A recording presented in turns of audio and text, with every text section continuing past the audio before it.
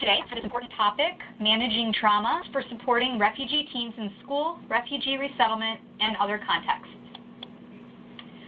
A few housekeeping items before we get started.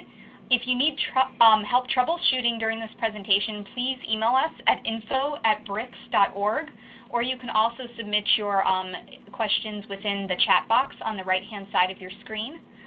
The webinar will be recorded and archived. At the bottom right of your screen, you will see a downloadable copy of the slides if you wish to print that and follow along and take notes during the presentation. This will also be emailed to you after today's event. As a courtesy, we have muted all phone lines. So during the Q&A session at the end of today's presentation, please use the chat box on the right side of your screen to submit your questions. Any unanswered questions that we don't get to, we'll be posting them on a forum space. I'll be sending out that link as well, and we can continue the discussion if there.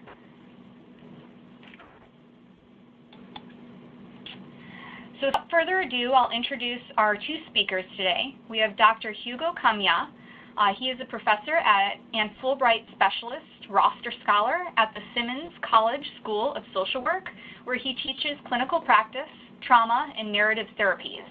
He's originally from Uganda, and his work has focused on immigrant populations, refugee families, and unaccompanied minors, as well as developing effective international partnerships.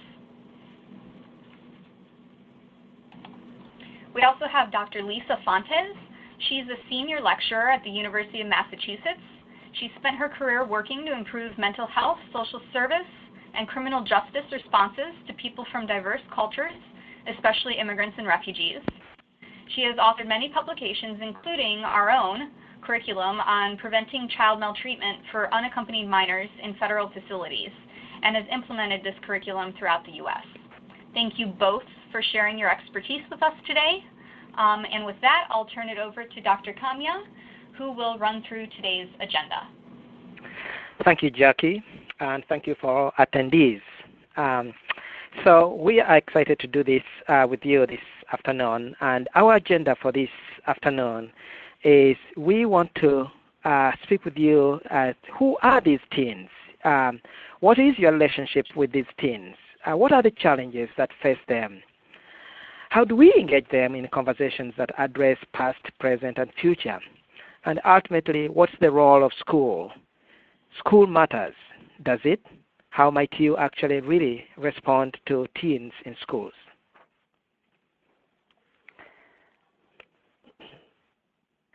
I'm happy to be here. This is Lisa Fontes, and we know that we are expected to give you some solutions or tips today. Maybe solutions is too fancy a word, but tips about things that will make your life easier. It's a complex topic, and we don't have enough time today to talk about everything we'd like to. We also know that it's really a diverse audience, that you work in schools, resettlement agencies, in mental health and medical clinics, in communities, and in other settings. Some of you have a lot of experience working with young refugees, and for some of you, maybe you're just having your first experience now. So we hope there'll be something for everyone in our next hour and a half. Our objectives are to understand some of the dilemmas that refugee teenagers are facing and that you who work with them are facing. We hope we'll be able to help you converse helpfully and meaningfully with refugee teens and intervene more effectively with the refugee teens and their families and with school systems. Now, we do know also that in the first seminar you did cover quite a bit. I know for those of you who were there that you did the triple trauma paradigm. You also did something on Maslow's hierarchy of needs and looked at the pre-flight, flight, and post-flight stages.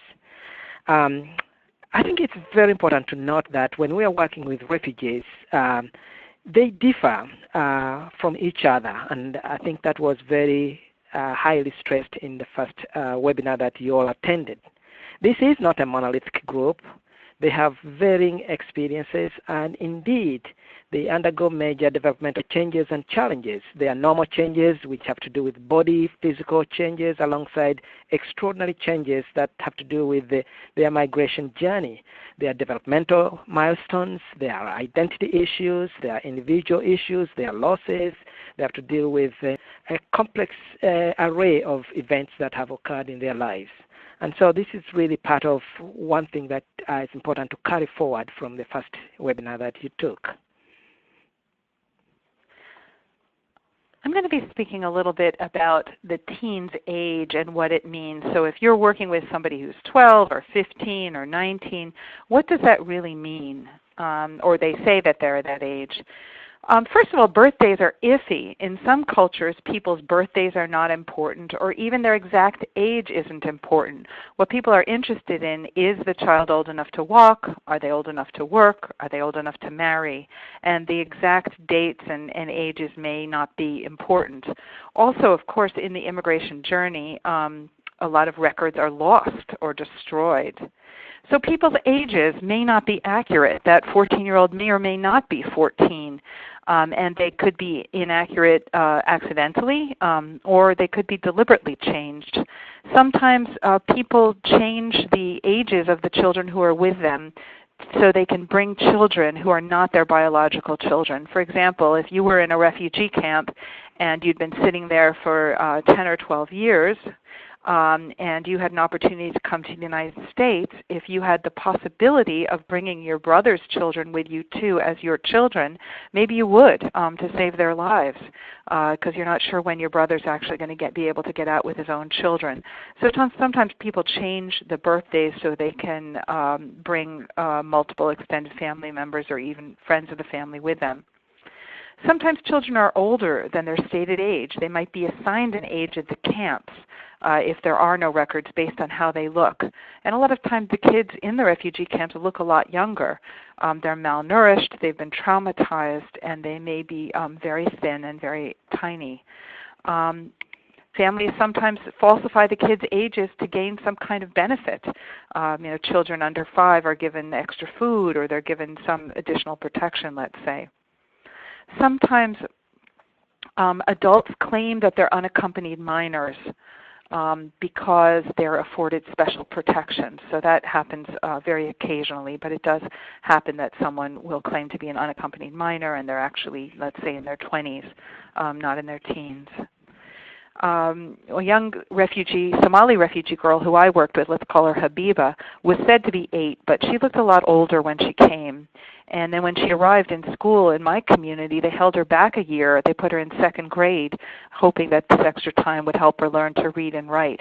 Well, she towered over the kids in her class, and it was really awkward when she went through puberty in 3rd grade. And the holding her back, the fact that she was older than the other kids in her class, was really a disservice to her and contributed to her difficulties in school. In addition to the whole issue of birthdays, though, kids sometimes act old or young for their age, refugee kids.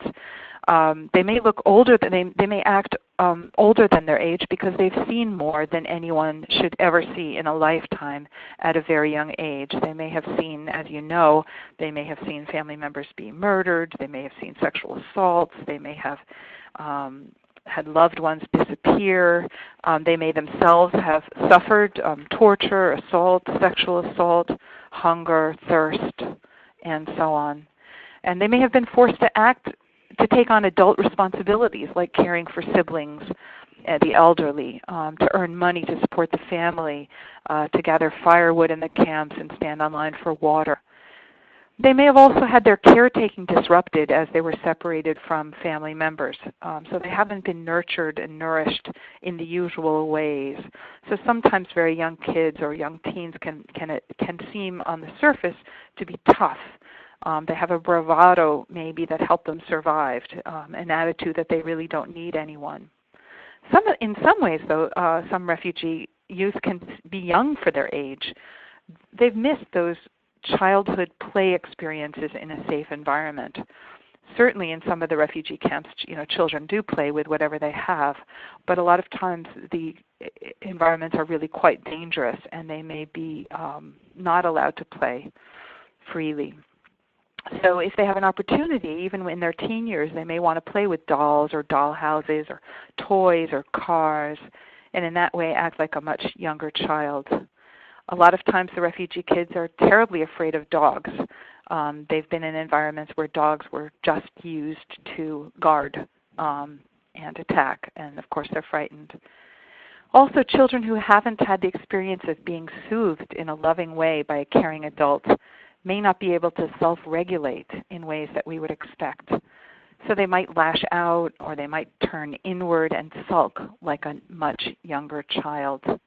And then to give another example, which may seem a little bit random, but I remember bringing some Somali children to a lake near me, and they had not learned to swim. They were 8 and 10 years old.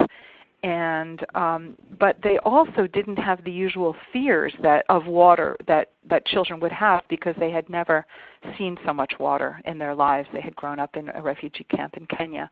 So it was kind of an interesting combination of being much older in some ways but also younger.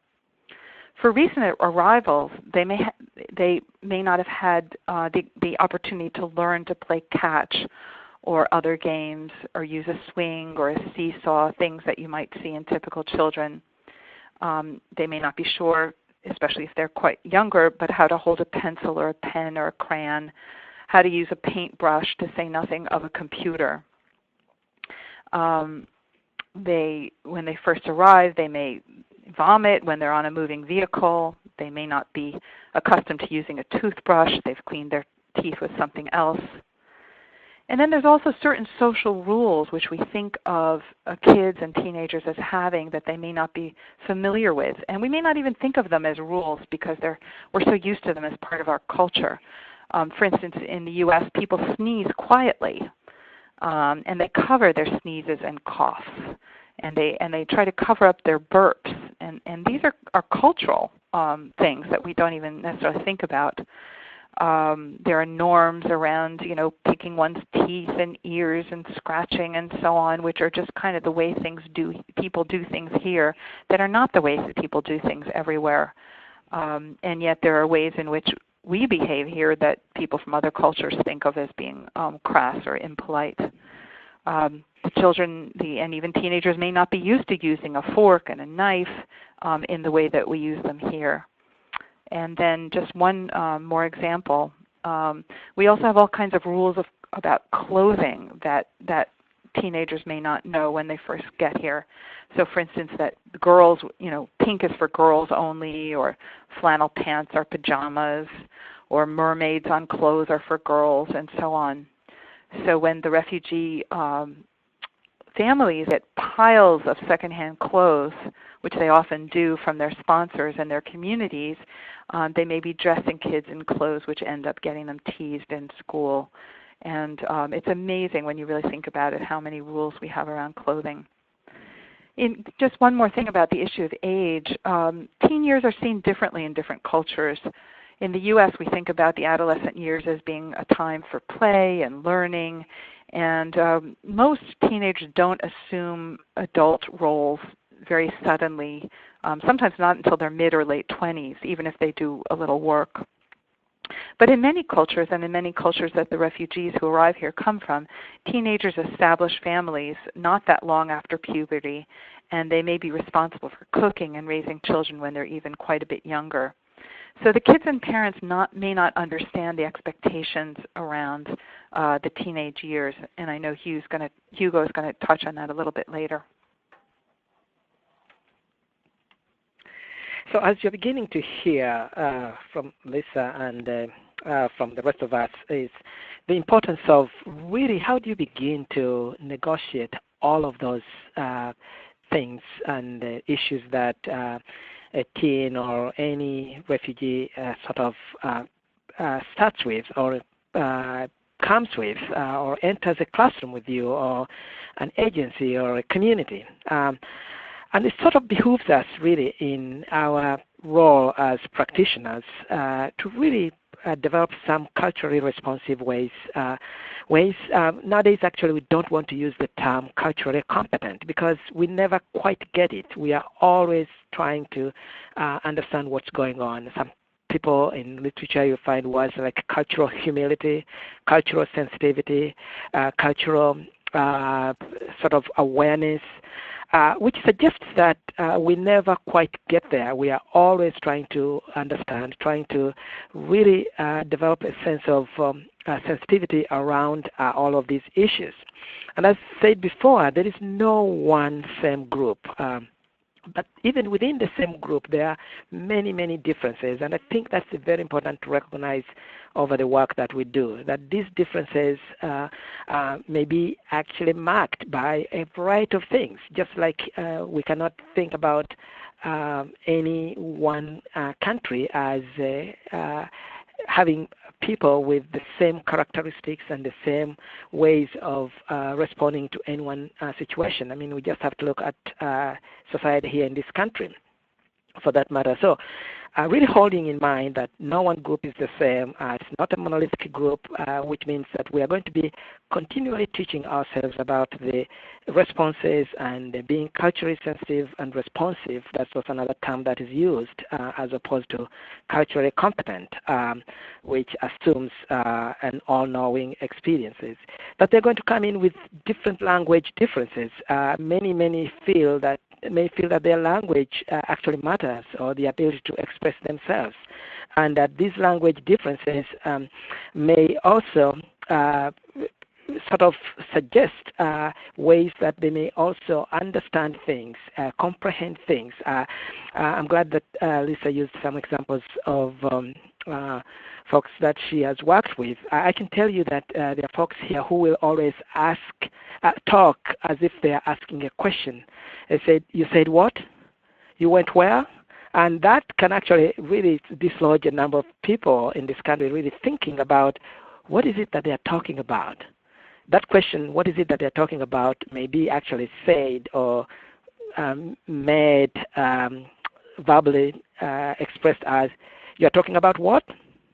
So a lot of people get sort of dislodged by even the way folks speak, the cultural expressions that are actually put forward, which may have to do with the relationship between sexes, between males and females. So it's really, really important to note that in responding culturally and sensitively to the different refugee groups, to note that the culture that they have come from, as well as the culture that they bring with them, is always evolving. The connection to distance, eye contact, a number of these things, their own sense of identity with themselves, with the other and the world, self, other and the world, that those may actually be experienced differently. Remember that many of them actually are coming from war-torn countries. They're coming from very desperate situations, that the whole idea of trust is really thrown out of the window.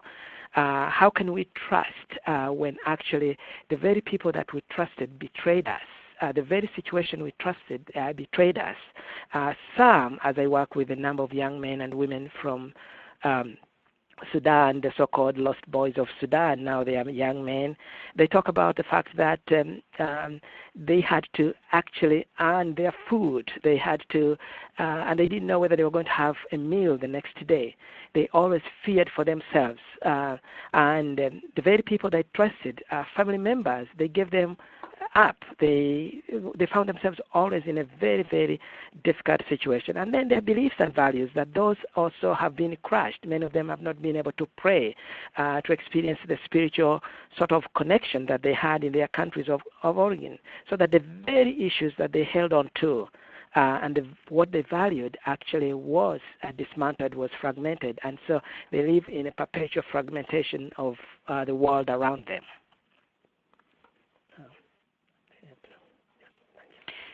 I don't, Hugo and I have spoken about this, but I have no problem with the word cultural competence, the phrase cultural competence, as long as we know that it's something we never get that we always reach towards, but we never arrive, like the pot of gold at the end of the rainbow. Certainly safety is primary when we're speaking about young people in terms of what we need. We need to be safe first, and we need to make sure the children and youth we're working with are safe. One study found that difficulties after migration were more predictive of mental health problems than traumatic experiences before migration. And I think that's important for us to keep in mind. When I saw why a lot of people had signed up for this webinar, a lot of people wanted to hear about what happened before migration. But we need to really focus, as important as that is, we really need to focus on the condition in which the refugee youth are living here. We can ask them about how safe they are, how they feel, but they may be hesitant to talk to us. We can also learn if something's going on by observing their behavior. Do we see any sudden changes? Do we see signs of depression or acting out or fear? We can push a bit in our questions, and if we ask, how are you? Not simply take fine for an answer. A lot of times young people don't want to trouble us by speaking with us about what's really going on with them. So if somebody says they're fine, we can say, tell me more about that. I have time for you. Convey that we have time. And ask about school specifically. Look around the school for those of you who work in school settings. Do we see signs of bullying in the school? And where does bullying usually occur? Are there adults supervising in the cafeteria, the playground if there's a playground, bathrooms, hallways, and the parking lot? What do we know about passing periods and how the young people are doing during those? And we can ask not just the refugee youth, but also the other youth, what's going on in the school. Guidance counselors can be great if they really spend time outside their offices and in the cafeteria and so on, observing and mixing it up with the kids, finding out what's going on. It's important to try to have real relationships with the refugee youth. Speak to them about what's really going on. It takes time. It can't just be the formal check-in, but really show that we care. Do we see signs of friendships and relationships that can help them feel safer? And if not, what can we do to help them build those relationships? I'll be looking at that a little bit later. How is their safety on the streets? Ask them if they're hassled on the streets. Depending on where you live, are they being threatened by gangs? If you're in a city, are they being bothered while on the subway or on buses? What can we do about this if this is a problem? Can we help students pair up for getting to and from school so they'll be less vulnerable? They don't have to just pair up with other refugees. They can pair up with other young people. If you're in a rural setting, is the school bus a safe place? We can also see if we can help teachers, depending on our role, offer students opportunities to talk about their real lives. This could be in writing exercises, in art classes, in theater, in the school newspaper, so they have multiple connections with adults. And then there are issues of safety at home, and I've done a couple of webinars for BRYCS on issues of child abuse that are available on the BRYCS website, so I won't go into it much here. But certainly physical abuse at home could be an issue. People from different cultures have different ideas about punishment, and sometimes children are hit or whipped in ways that are not permissible here. Now, with information about the norms here, most parents want to stay out of trouble. But a lot of times parents get penalized when they don't even know what the expectations here are. Of course, there are issues of sexual abuse for refugee young people as for all young people. And the sexual abuse could be by family members, by neighbors, and by others. A lot of times there are unrelated men living in the home or in the apartment among refugee families, and they may pose a special risk. We'll be talking about sexual assaults that happen prior to immigration a little bit later. And then neglect can be a problem. The safety net in the U.S. is very thin. Families may not have adequate food at home. I remember going to the home of a family just for a visit. I was a sponsor for a family and just popped in one day. They had 5 young children, and the refrigerator was entirely empty. They had gotten to grocery store with their SNAP card, and it had been rejected, and apparently they had missed an appointment to renew their food stamps, but didn't know it, couldn't read the paper, and there simply was no food, and they didn't know what to do. So a lot of families may lack the money or transportation to buy food. You can see children packing up their school lunches to bring home and share with family members, and certainly that's a sign that there may be some problem. So this is a much longer conversation about risks of child abuse and neglect for refugee families. Refugee families, like all families, need support to help them provide adequately for their children in this new environment. And their children deserve the same protection from mistreatment as all children. We have to make sure the children are safe. They can't learn if they're not safe. So one of the things that really is important to pay attention to is, again, how do we know that a refugee, a young teen, is actually in trouble? I think this is the question that we need to ask ourselves, because very often what is considered sometimes misbehavior is confused for trauma, and sometimes trauma is confused for misbehavior. I also would like to say that it's so important, and I did hear this in the first webinar you had, really to think about how do we engage in trauma-informed care, because trauma informs a lot of what's going on. I'll give you an example. If a refugee has been through war and has been hearing gunshots or fighting, or has escaped warlords,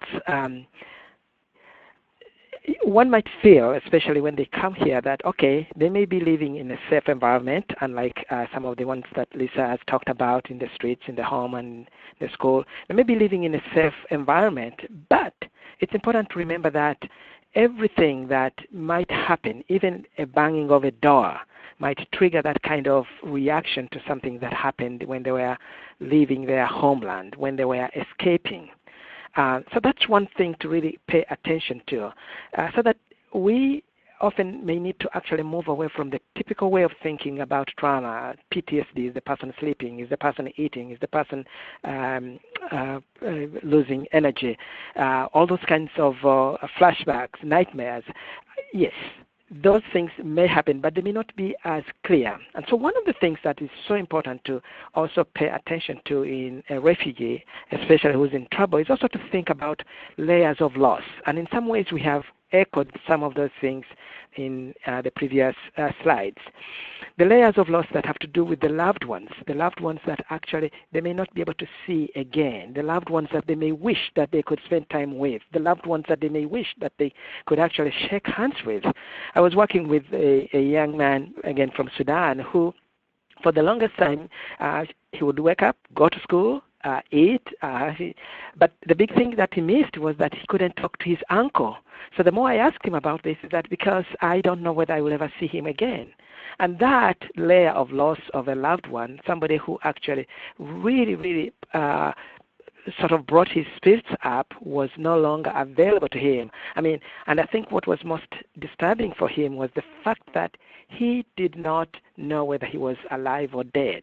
And there was no way of marking his passing or his being alive. So that the layers of loss that can come through the missing of loved ones, the loss of the familiar. Some of these young men and women would tell me that they cannot actually climb the mango trees or go to the wells that they actually fetched water. Things that may seem a little bit out of the ordinary for many people, because they say, well, it's good you have running water here. But some of these were actually ritual sort of pieces that added to their sense of understanding, sense of self-expression. And I do know also one of the young men telling me that when he left home, his sister was only 6 years old, and now 10 years later, his sister is 16, and he's lost 10 years of history between him and her. And that was really big. So that layers of loss need to be really attended to in thinking about trauma, in thinking about behaviors, in thinking about self-understanding, along with the fact that who are they going to be loyal to, especially when some of them get reunited with some of the family members? Can they be loyal to some family that actually abandoned them? What about the fact that they have to live with the fact that they survived and perhaps some other family members didn't survive? The whole idea of survivor guilt or collective guilt that very often really beholds them. And these long periods of separation between family members can actually really be create a trauma of its own in people's ways of their own sense of self-understanding. And also, which is so big, is how do they balance relativistic sort of ways of looking at things versus universalistic ways of looking at things, looking at the particular, what is happening here and now versus what is happening universally out there. And so trauma can be really experienced in a variety of ways, and very often some of the behaviors that as teachers or as adults we might see among these teens may be misconstrued one way or the other. So a better understanding of where these behaviors might be coming from, what they might relate to, whether it is loss, whether it is separation, whether it is disruption, fragmentation, can really help us expand our understanding of trauma. I guess I'd like to just add one thing there in terms of giving teachers something to do when a refugee child, or really any child, is misbehaving, which is just to try to get a moment alone with that child or a little bit of a private moment and say, what is going on for you? What is going on right now? Rather than jumping into a punitive response. Absolutely. Let me give you some tips for conversations. I think a really important thing is just to take time to slow down. And of course, it's really hard in all of our settings between managed care and overcrowded classrooms and so on. I know that. But see if you can slow down, put down your paperwork, stop looking at the computer or phone. Ask the teenager to put down their phone also and have a real person-to-person, if I can say heart-to-heart conversation. That includes being curious and listening, but respectfully curious, really wanting to know and trying to understand what they're saying. And that may require that we ask enough so we can really feel like what it's like to be inside their shoes. A lot of people from other countries are more indirectly in the U.S. than we do in the U.S. And so sometimes we have to really listen hard to find out what they're saying. If someone says, I'm having a hard time in math, which they may have trouble even saying that, but if they do say that, let's find out what that really means. Is it the content of the math? Is it the boy who's sitting behind them whispering, threatening comments? Is it the teacher? What is really going on with that statement? If a refugee teen says, I'm not sleeping well, what does that mean? Are they sharing a bed with one or two people? Is the household really noisy? Maybe they don't have bedtimes. In a lot of refugees come from in camps, there are no bedtimes. When it's dark, people go to sleep. And so now that they have lights and television all the time, they may just sit in front of the TV all night. Are they having trouble sleeping because they're going to bed hungry? Are they really trying to tell you about sexual abuse? Or maybe they're excited because they're trying out for the school play or the soccer team. So really diving into what people say to try to figure out what's going on. It's also important to listen for strengths and resourcefulness and engage in appreciative inquiry, which I know Hugo is going to speak about a little more later. But the questions that we ask really focus attention in particular directions. So instead of just asking what's wrong, what's the problem, it's important to ask what's going well. What's your favorite part of your day? Asking about hopes, large and small hopes, and I'll be looking at that again a little bit more later. Now, I see somebody asked about how to ask a student who's misbehaving what's going on if there are language barriers. And of course, language barriers are really a problem, and we'll be speaking later about having interpreters. So ideally, you would have interpreters. But if you don't have an interpreter, a student in the classroom, there may be access to a tutor. There may be access to someone else who can interpret for them. But I mean, meaningful communication can't happen if there's no language. An attitude, no language in common, I mean, an attitude of what's going on is very different from a punitive attitude. And so having the right attitude towards the young person will be a start. But kids, should not be in classrooms where they don't understand at all what's going on. And I realize that may not be the reality in a lot of classrooms.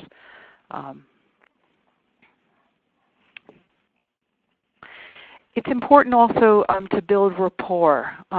Show that you care, not just that you're a nice person in general, but that you care specifically about the refugee teen in front of you. So find a way to communicate that they're special. Malyun, you're special. You have a gift in the way you make other people feel comfortable. Or Carter, I've been watching the way you approach new tasks, do new things. You're really determined. That's really unusual and special. Remember details about the particular people you're working with. How was your dentist appointment yesterday? How's my soccer player today? So that, in other words, you're showing that a specific caring for them, not just that you're a good person in general. Make sure you learn how to say people's names the way they want to be called, and if they may have a nickname that they prefer, try to use that as well. Some tips for nonverbal behavior, and by the way, I have a book called Interviewing Clients Across Cultures. There's a whole chapter on nonverbal behavior, which I think would be helpful for here. But just a few tips. Show happiness when you see the person. Greet them with a smile and let them see that you enjoy speaking with them, working with them, and being with them. Touching may or may not be appropriate. It depends on your context, your role, and your gender. Many Muslims will not want to touch a professional of the other sex. Sometimes high fives, shaking a hand of somebody of the same sex is okay. So, but really making eye contact, looking at the person and not at our notes, our computer, our phone, or our watch really helps. We know that the literature on resilient people shows that people who've been through trauma have at least one adult in their world who believed in them, who reached out to them and conveyed to them that they were capable, that they would survive and that they would thrive, who let them know that they would overcome. And it's really a privilege that we get to be that person who communicates that hope and faith.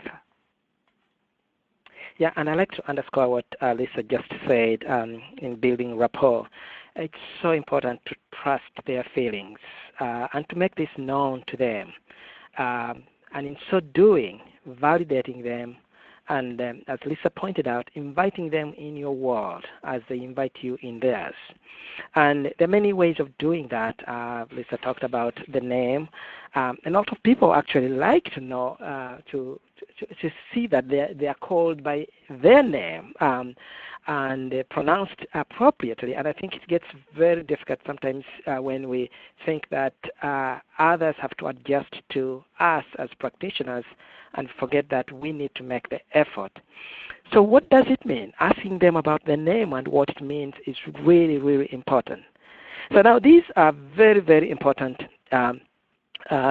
sort of listening techniques, really getting involved in collaborative inquiry.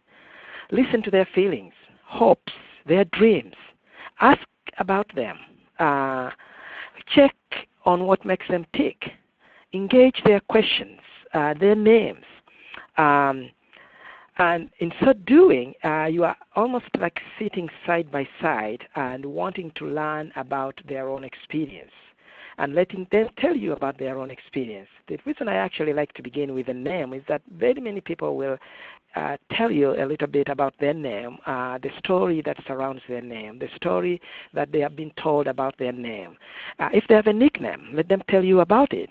Ask them about what they have been able to, what they appreciate about themselves, what they enjoy about themselves, what others have told them about themselves, what they see about themselves. Now, it's not uncommon that they may actually also not say anything, or they may feel that there is nothing they appreciate about themselves. But I think asking these questions and daring to go there and daring to believe that there is something that they should feel good about themselves is really one way to sort of invite them into that space of self-appreciation and sort of esteem that allows them to look at what's good for them. It's also very important in doing this, hearing the unspoken. A lot of what will happen in some of these conversations is really the unspoken. So the question is, how do you give voice to that unspoken? And how do you hear it in such a way that allows that unspoken to be spoken, to be heard by others, to let them hear it themselves? And ultimately, just as Lisa pointed out, it's not really what you do as much as what you are. So it's important, and Bill Madison has talked about this. He has written this book, Collaborative Therapy with Multi-Stressed Families, the movement from technique to attitude, to from what we do to what we are. I do remember working with a young man from Somalia, and all we did was actually come and sit and talk, and then every so often, sometimes he talked, sometimes he didn't. And it was amazing how in that relationship of sitting and connecting in those 30 minutes that we had with each other, a relationship was built that allowed him to begin to tell me some of the things that happened to him. And for me, actually, part of the appreciative inquiry, which is important to note, is you want to know people outside the problems that hold them. Let me know you outside the things that are difficult for you, the things that have been named about you. Let me know you differently. In so doing, it's also very important to support survival strengths. Ask them who has been there for them. Who are their role models? Who are their heroes? Who's your cheer team? Who's your fun team? And what do they want? Who do they want to be there for them? Those are very important questions, because in so doing, you are tapping into a story of their history. Now, the story of their history may very well be a painful one, but many of them will begin to actually share with you people who valued them, people who held their hopes and dreams and strengths, people who they wanted them to sustain them into the future. Think about them. What is this future, and how do they want to carry it forward? I like to engage them about something that they can keep close to heart. So in some ways, I also like to have them document it. And I think we have to be here careful, because many of them may not be coming from writing cultures. So that the writing culture that we live in may be very, very skewed, and may not address the kind of backgrounds many of them may be coming from. So you may want to do something else. I have tried to use actually things like rocks, drawings, images, and have them actually use those to sort of think about things that they can bring forward, things that they can hold on to, and archive those strengths they have. I also like to encourage a sense of agency. Really thinking about, where does this agency originate? Where does it come from? Who are their gurus? What sustains them? Who are their allies? I ask about them. And people will tell you. And for many people, they say, who are your role models? Who are your heroes? Let them talk about that. And how are these allies actually engaged? An image that I like to do is the tree of life, and I'm sure that many of you have heard about the tree of life. With the tree of life, the image of tree of life, it is really resonates here for me. You think about the roots, you think about the trunk, you think about the branches, you think about the leaves, you think about the fruit. So I like to go through that. So roots, who are the people that held you? Where are you rooted?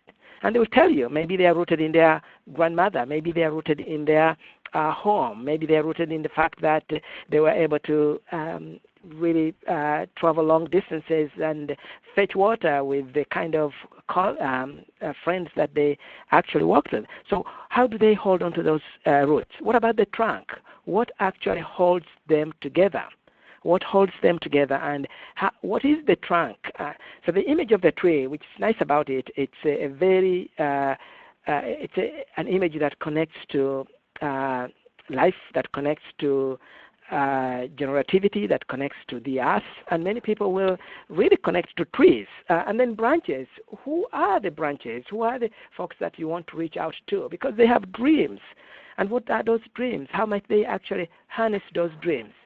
The leaves, what is the green in them? And I think the nice thing about a metaphor is that the possibility of extending is infinite. It is that inner age of possibility is endless with metaphors. From a narrative perspective, we think about metaphors as endless. Facts are dead on arrival, but metaphors are endless and can be explored in many different ways. What are the fruit? Where do they want to get? Very, very important to hold on to and to engage. In so doing, it's also very important to detect comorbidity, which is may in fact lead you to make appropriate referrals. How does depression manifest itself? If it is really depression, many of them might actually express somatic pains. Many of them may have acting out episodes. Many of them may use substances, isolation as ways of sort of numbing their fears, their trauma. One Somali teen actually told me that suicide ideation revealed itself in thinking too much. So that's getting back to language that Lisa was talking about, thinking too much. Who doesn't want to think too much? In many cultures, thinking a lot is generative, but thinking too much in many cultures is a way of expressing depression and perhaps suicide. So it's so important to listen to language of the spoken and unspoken, because some of what they may present with may be symptoms that mask other problems. So that's where you need to look at comorbidity. What else might be present in what they present, and what kind of symptoms actually express what you may not be able to see. So then, knowing appropriately where they fall, you may then make the right referrals to people who may be working closely to that particular issue. If it is an issue of substance abuse, how might you then begin to attend to it, as opposed to simply leaving it to, whenever it expresses itself or whenever it's going to get them out of control. So, or if it's somebody's complaining about a migraine all the time, how much is that really having to do with some neurological issue that may need some actual attention by a physician or a doctor?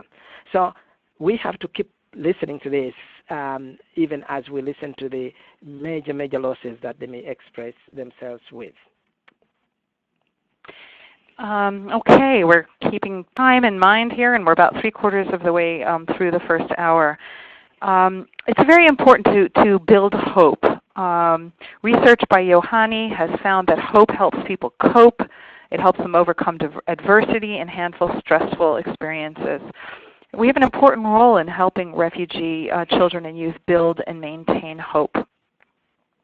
So following up on what Hugo said, asking people, what are they hoping for in different parts of their lives? What are the small steps they can take to help them achieve those goals? Ask about things that are going well and then celebrate them. So you asked someone to sit with you at lunch today and they said yes. You're reaching out to new friends. That's great.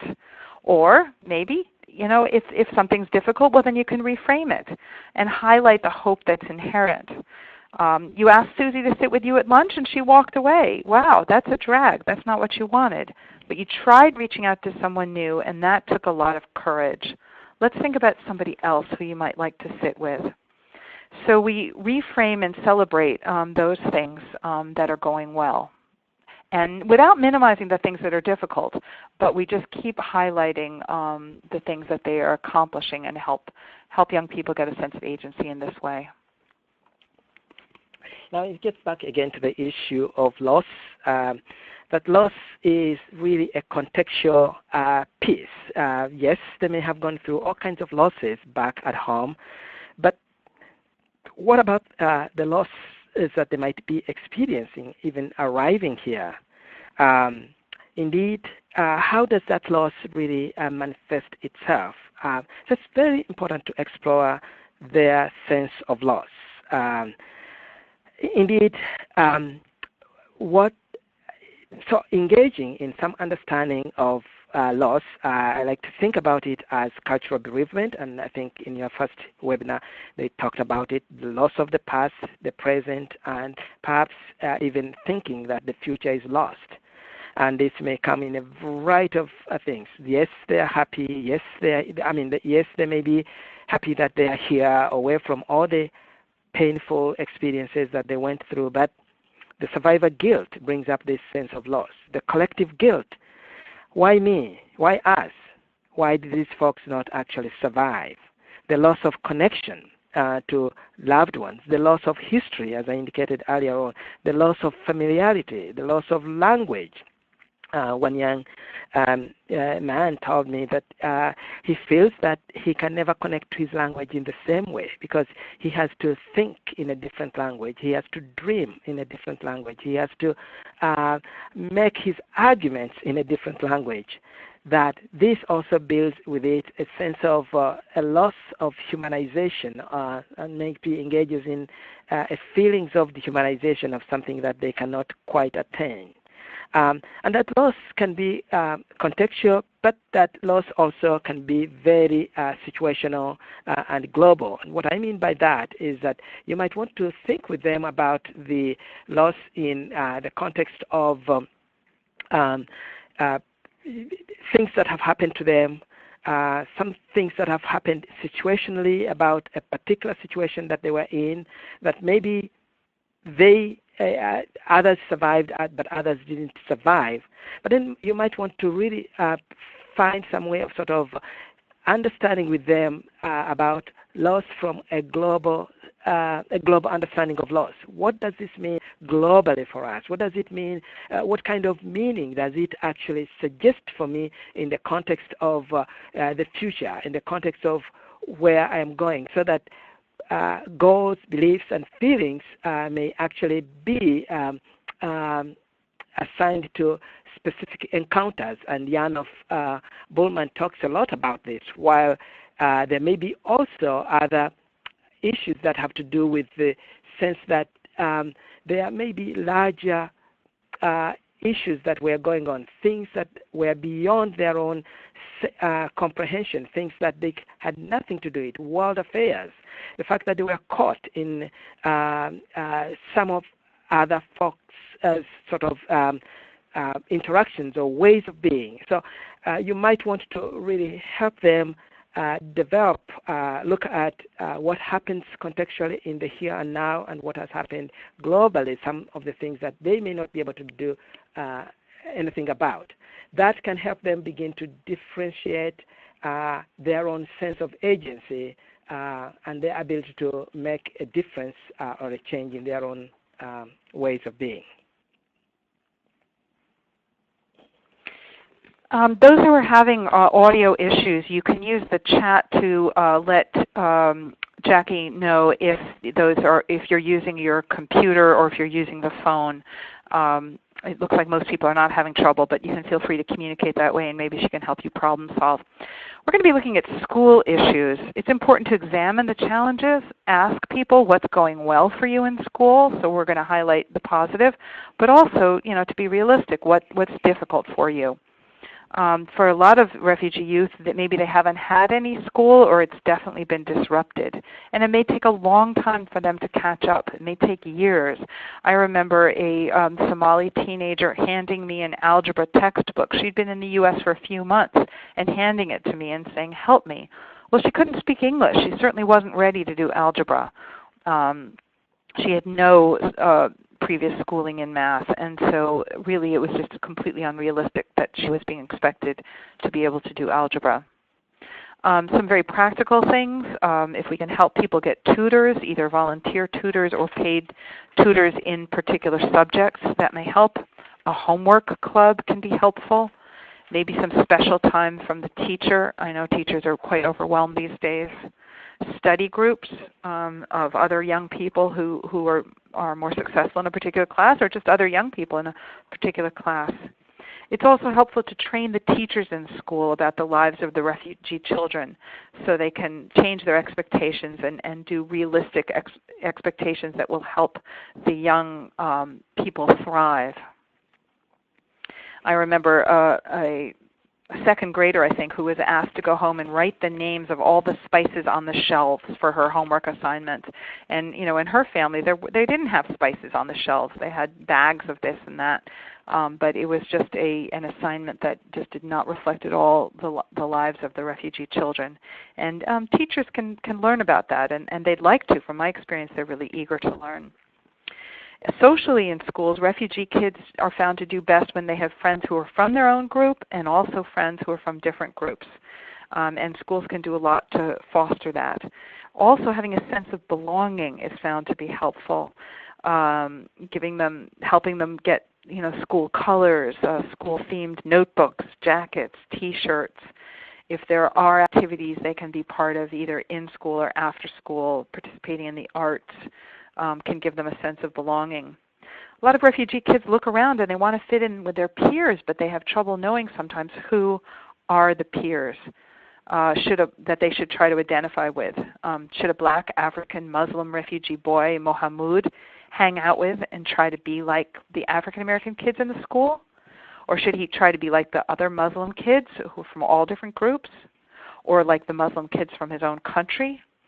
Or if he plays soccer, should he model himself on the other soccer players?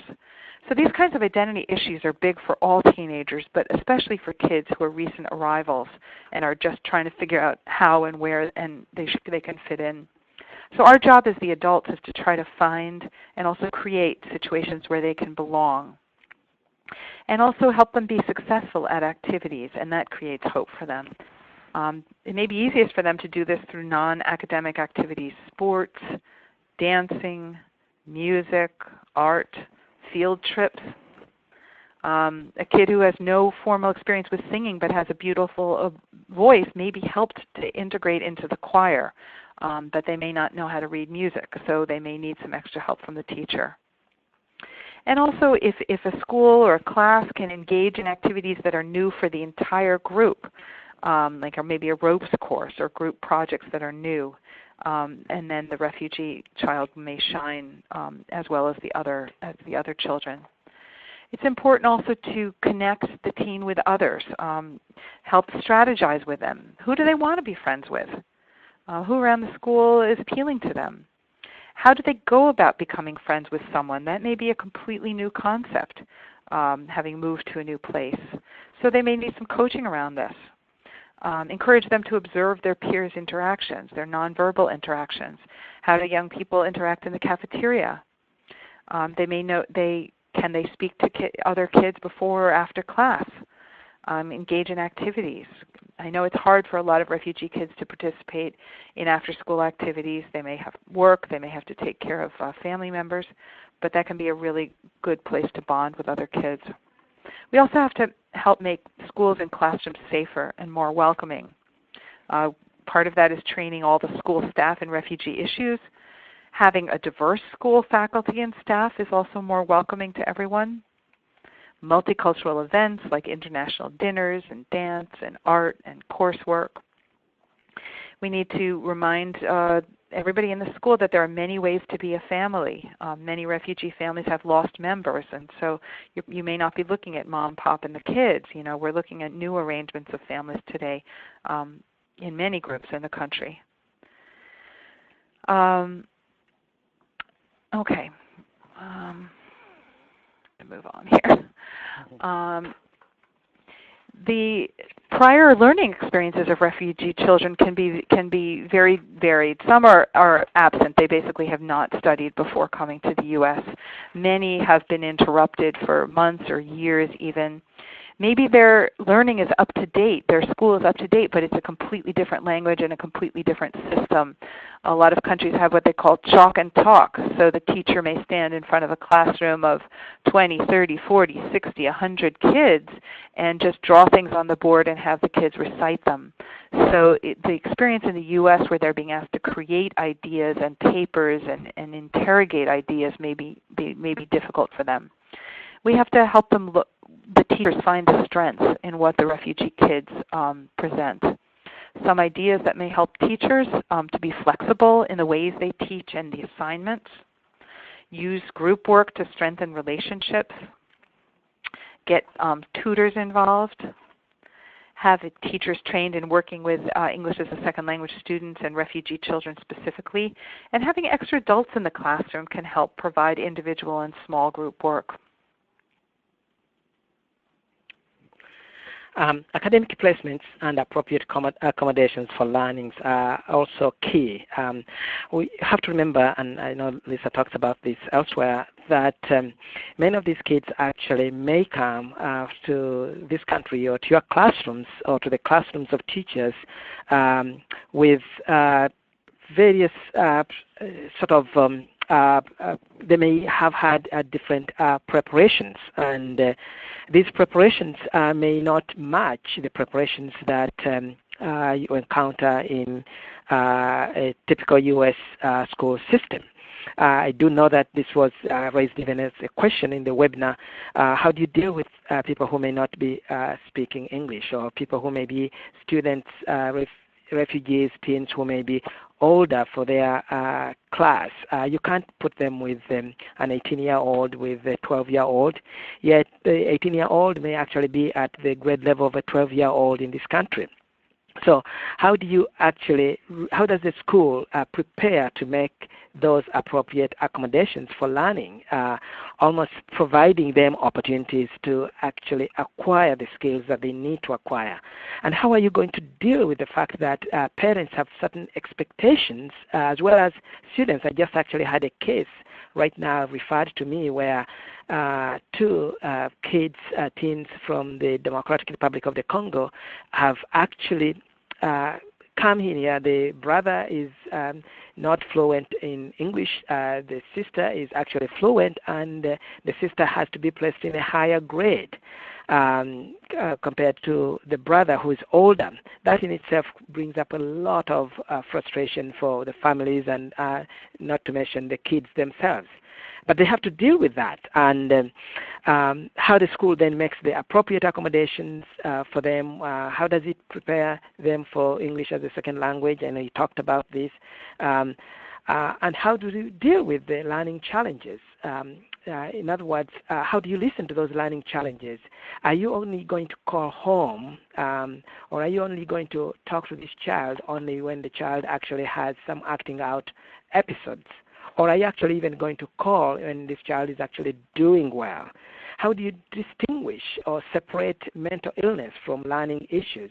And schools are very quick. Our particular practitioners are quick to say, let's put them on some medication. Let's do this, when actually these presentations have to do more with learning issues. How do you listen to the variety of learning issues that may be present in the family or in any situation? Move on to the next.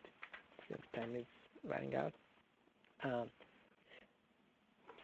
trying to get. Oops. Okay. And in so doing, how do we attend to teacher and parent expectations? Parents may have completely different expectations from teachers. Teachers may have different expectations from parents. The congruence of these expectations really becomes the key issue here. How do you harness these expectations that may be coming from different places? Parents want their kids to succeed. Teachers want the kids to succeed.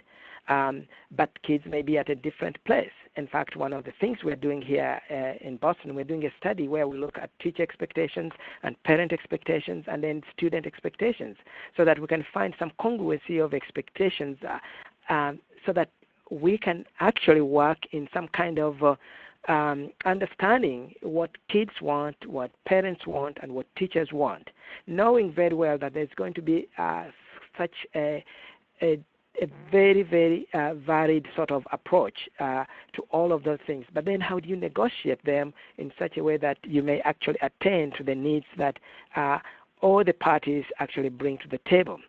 Part of this means really empowering, goes back to what we said earlier on, empowering teachers, empowering parents, and empowering students, helping them understand the part they bring to the table, and encouraging them to actually keep bringing that, because unless the three parties, or even more, because these kids may be working with you as a practitioner, unless all these parties are actually in conversation, there may be a clash of values, and there may be a lack of integration of their goals as well as the perspectives of others who are also important in their own lives.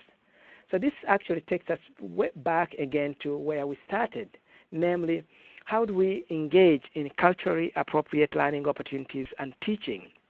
How do we listen to language, their language? What is the language that they're using actually asking of us? How are they actually languaging the things that they want for themselves? How are we as teachers languaging that? How are we as parents languaging that? And how do we find some kind of congruence around the language that will really attend to all of this?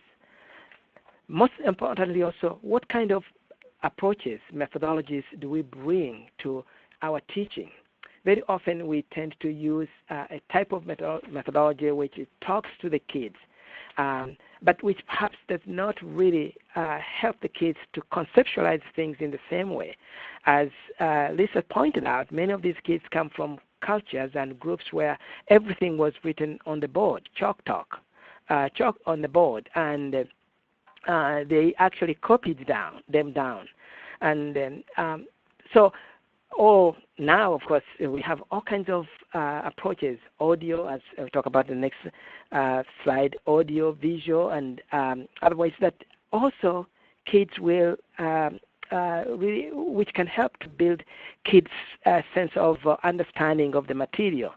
We may, in fact, move from thinking about group activities, individual activities, to group activities, to paired activities. Some of this may actually have to be explored through a trial and error, and knowing very well that the kids are going to learn differently. It's so important that we ask feedback from them, and that we use people who will help us interpret, not just interpret the language, but also interpret the understanding, interpret the methodologies, and interpret the ways of being in a classroom. It sort of goes back to what we were saying earlier on, that how are you going to interpret trauma? How are you going to interpret misbehavior? How are you going to interpret presence? How are you going to interpret absence? And of course, it's in so doing really going to the values and the connections that most of these children might actually relate to. Many of them come from cultures where spirituality and religion are very, very strong forces in their ways of self-understanding. How are you going to engage these particular ways of being so that you can connect them to what helps them learn?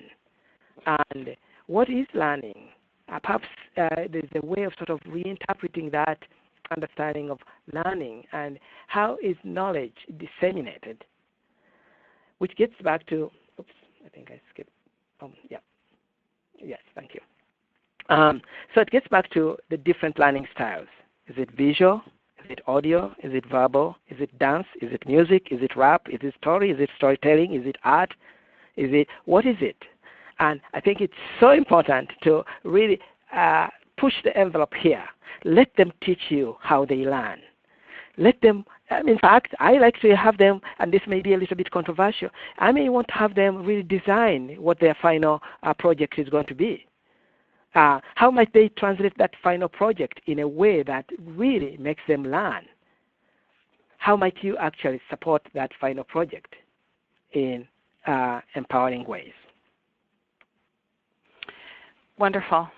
We just have a few minutes left before we open it up for questions, and I did want to speak a little bit about gender issues, and there's a lot more than we have time for.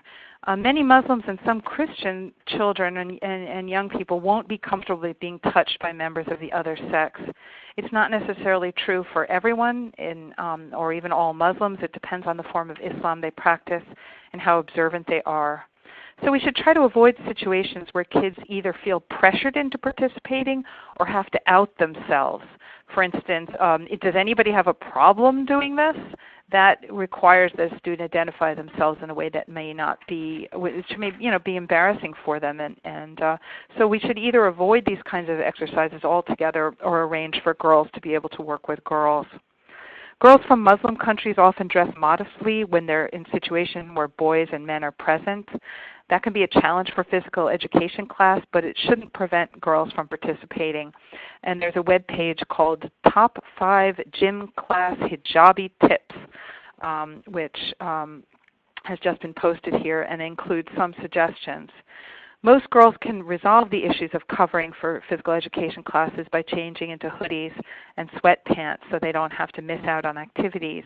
And if we want to make sure that the girls can participate, because of course it's easier in sweatpants and a hoodie than it is in a very long dress or robe, we should consider having extra hoodies and sweatpants around for girls to change into, and of course private places where they can change. Talking briefly about sexual assault, unfortunately many refugee children, both boys and girls, have either experienced or witnessed sexual assault, and this may make them sensitive to jokes. They may be upset by things that seem kind of routine, such as a boy putting his arms around a girl, or showing, dirty pictures. They may find media portrayals of war or sexual assault upsetting. Certainly now, with everything that's in the news, these topics may be particularly upsetting for them. They may find the content of health class, the sexual content, upsetting. It doesn't mean we should avoid these topics. They're important topics, but we should always recognize, in terms of the trauma-informed care, that people should have an out when they need it. We should acknowledge publicly that some people may be upset and encourage people to do what they need to do to take care of themselves. If they want to space out, if they want to take a pass and go to the nurse's office or go for a drink of water or whatever it is they need to do. Female genital cutting or female genital mutilation, FGM, covers varied practices that are quite common in a lot of countries that today's refugees come from in the U.S. In Somalia, close to 98% of women and girls have been cut. It's the highest level in the world. More than 70% of women and girls in Guinea, the Sudan, Mali, Egypt, Ethiopia, Eritrea have been cut, and large numbers of women and girls from other countries in northern, eastern, and western Africa, and some countries of the Middle East, including Iraq and Yemen. And even in some Muslim countries in Asia, you can find genital cutting. It's occurring increasingly in the United States, and there are laws against it in many states. There's also a federal law that was instituted 20 years ago, but the first prosecution happened this year, 2017. It's currently a crime to bring a girl out of the country to be cut, or to cut her, or to arrange for her to be cut in the U.S. And we should be on the lookout for girls who are dreading visits to their home country, the possibility of being cut, of a forced marriage, of not being able to return. We also need to watch out for signs that kids are being trafficked. Sometimes teens are brought into the U.S. for labor or for sex, and they can be hard to spot.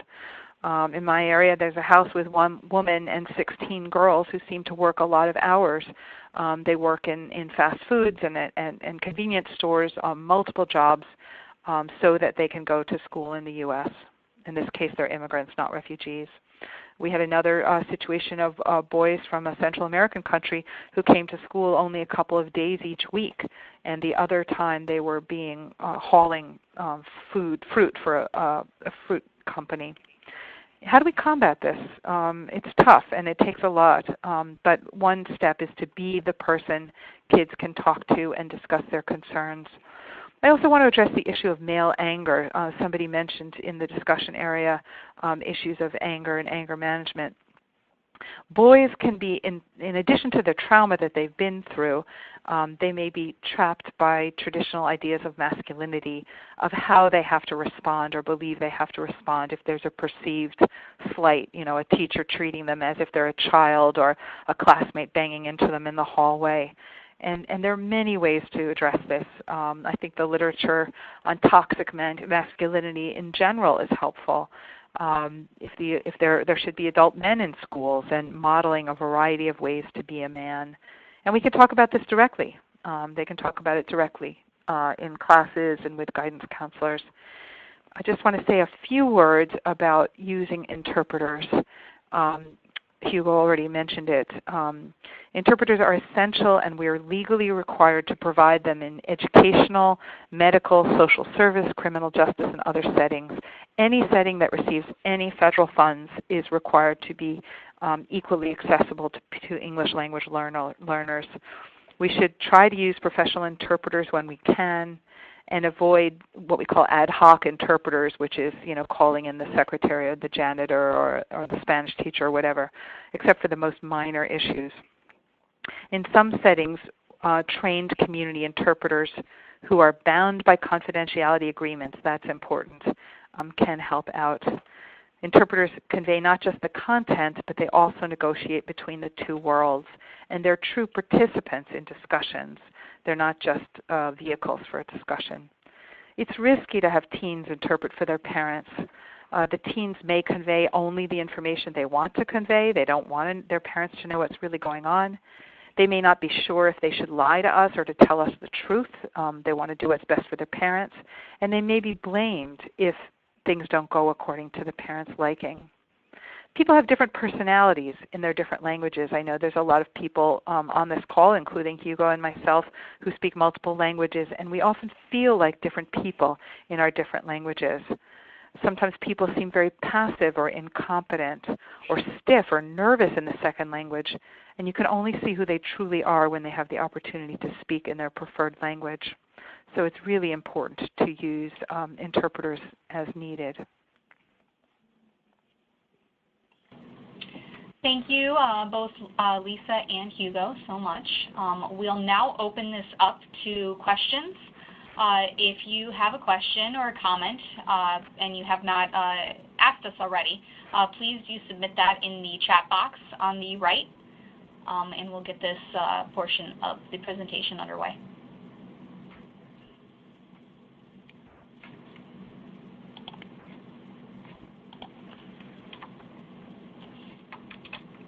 In the meantime, we did have a question earlier on in today's presentation regarding the number of teens who, as new arrivals, are placed in public high school. The person asking the question says almost immediately they're bullied when they're placed in public school, and whether or not it would be helpful if new arrivals were assigned to a student friend who could accompany them from class to class. Obviously, they wouldn't be able to be in the same classes since most spend a good part of the day in ESL, but how could school personnel push for more programs like this? Well, I think being paired with a student buddy or a couple of student buddies in each class and going to and from classes is a great idea. I think a school that values diversity, and there are many, many ways to value and demonstrate valuing diversity, would not result in that bullying, but rather in not only an acceptance, but a curiosity and a valuing of the refugee. And I have seen that work out in some schools, but certainly pairing up with some buddies can help. Study groups can help. I also think that that question also really touches on some larger issue, which is what kind of school cultures do we want to develop? Because I think in some ways it shouldn't really be incumbent on the single student or the accompanying student to really provide the safety for this child in the school. So I think in some ways schools, principals, school districts really need to also institute programs and trainings that can help the entire school build a culture of safety that actually Lisa talked about around these kids, so that it does not become their job. Very often for many immigrants as well as refugees, it becomes their job to explain themselves to everyone around them, and the majority culture, which in this case the school, does very little in terms of training. Otherwise, very soon you might have 100 kids being accompanied by 100 kids. That is not going to fly or work well. Good point. I did a chapter called Reducing Violence in Multicultural Schools, and if people want to write me, my email and Hugo's email is going to be in the next slide or so, I would be happy to send it to people. It's a little older at this point, but I think a lot of the ideas are still important, and I entirely agree with you, Hugo, that we need to look at school culture. Thanks, Lisa. I just put both of their emails in the chat box, so you can feel free to contact them directly.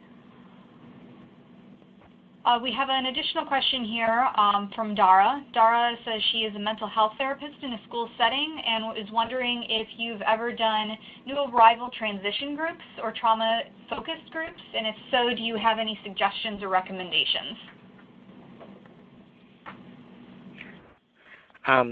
I have some of my work, and I did notice that some of the folks who are attending or who had signed up for this were part of the Lutheran Social Services. I worked with the Lutheran Social Services here in around new arrivals, and really developed some approaches to really handling those situations. Part of it had to do with really helping them to be received in what were the foster families, and these were the young men and women, but then boys and girls, the so-called lost boys of Sudan, because many of these families would receive them with very little preparation around what they would encounter. Many of them felt that once they had provided them actually shelter and dealt with the Maslow's hierarchy of needs, there were other things would fall in place. But there are so many invisible wounds that have to do with trauma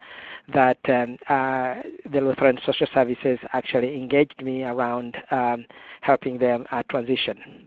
So I could also, that person could write to me, and I'd be glad to give them more information.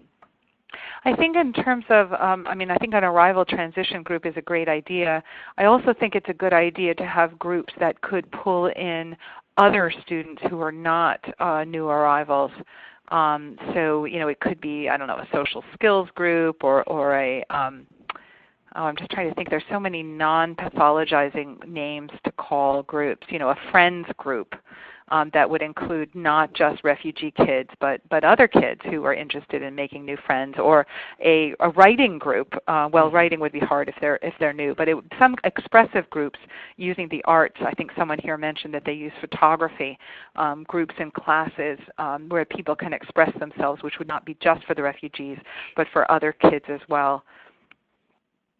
Yes, no, absolutely. That's a great idea.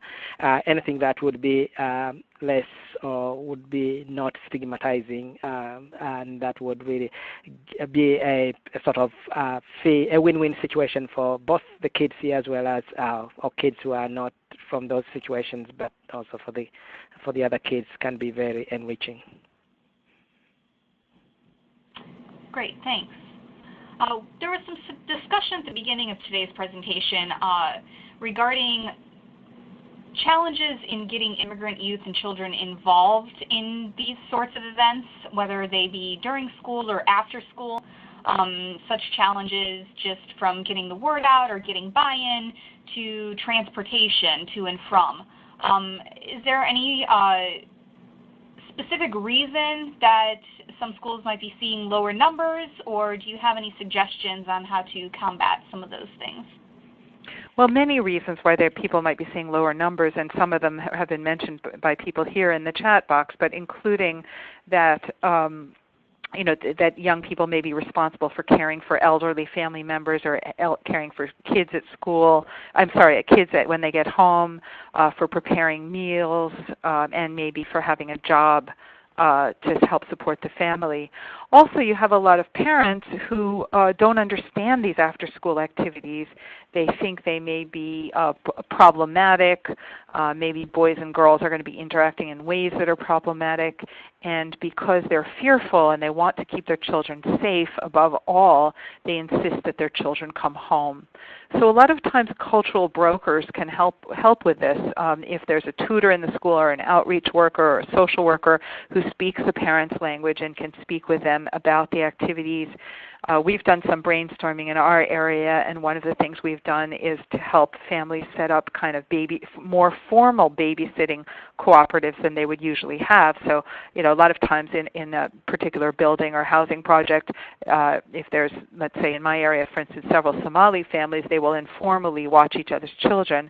Well, formalizing that a bit. So on Monday, the child in one family, the teenager in one family watches the children in the other family, and on Tuesday a different one does. And that means that the Monday's babysitter can participate in activities on Tuesdays. And so they're formally freed up. A child may have a job after school. Well, it doesn't have to be every single day, so that they have the one day a week that they can join the activity that's important to them. Yes, certainly, Lisa really is on the point, on the money there. It is true that many of them, because of the jobs and because of these activities, they may actually not. That's really what creates these lower numbers. One of the things we have done here is to also build in parent trainings or parent school involvement, because for many of the parents of these children in the countries they come from, it's the only reason they were called into school is when their child was doing something bad or not doing well. And so they came in there as a way of disciplining or providing some discipline of some kind.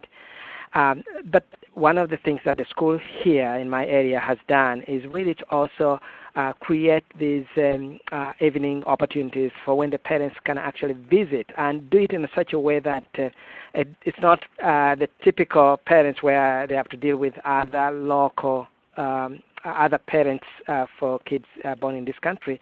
But this is an international school that I'm working at, but helping them to actually come in and see and explain, take almost the slow down to explain what their kids are doing, and that has given them a sense of belonging, a sense of ownership of their school and understanding the activities that the kids do after school. That's great. Thanks, Hugo. Yeah. We have a question from Angel. I know that in the following slides we do have lots of additional resources for you all, some with readily available links. But within these resources, I wonder, do you have, are you referring to any trauma-informed narrative therapy that you recommend? Are any of the resources pertaining to that? Yes. Trying to see here. Yes, one of the articles that I did write, the cultural universality, I suppose it's a, I'm trying to, maybe next page. There we go, here it is. Oh yeah, right here. Yeah, of narrative techniques in the creation of meaning. Yes, that provides some narrative techniques, but also the one from healing from trauma, using the spiritual beliefs that is on the previous page is one that I actually use quite a few narrative techniques.